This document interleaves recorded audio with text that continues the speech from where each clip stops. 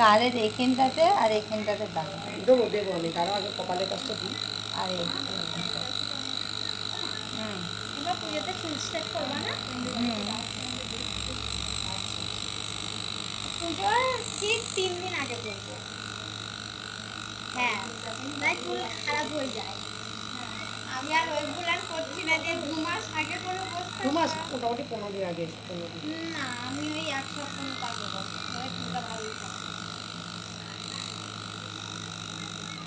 ওই একটাই চুল বাঁধলেই শুধু খেয়ে যায়।